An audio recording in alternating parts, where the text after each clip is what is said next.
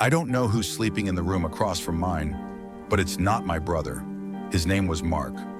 Or maybe it still is. I don't know anymore. I just know that something is wrong with him. It all started 2 weeks ago when he went missing.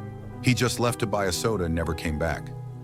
My parents freaked out, called the police, and searched everywhere, but nothing.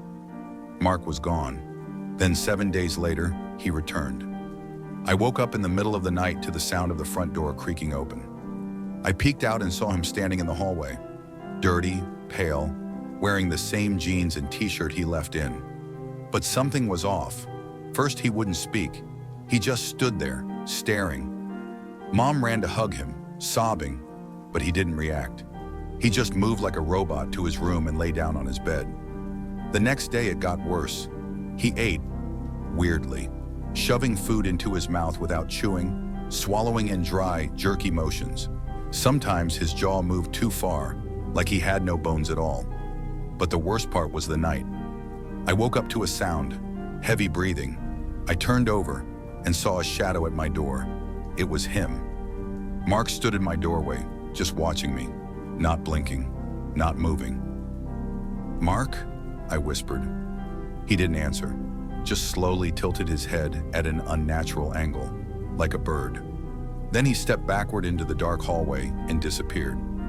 I didn't sleep after that. The next day, Mom took him to a doctor, but Mark still wouldn't speak.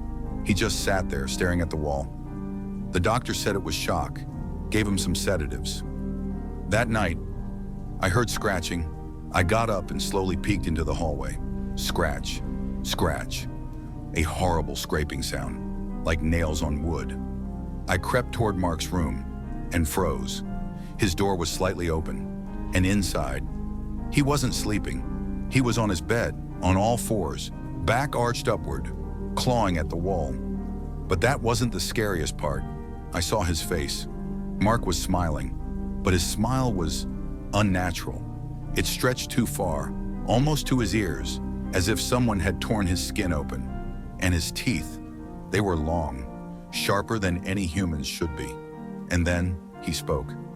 "You're not my brother," I whispered, my entire body freezing in fear. Mark slowly turned his head, completely, 180 degrees. "I know," he hissed. And then the lights went out, and I heard him jump off the bed.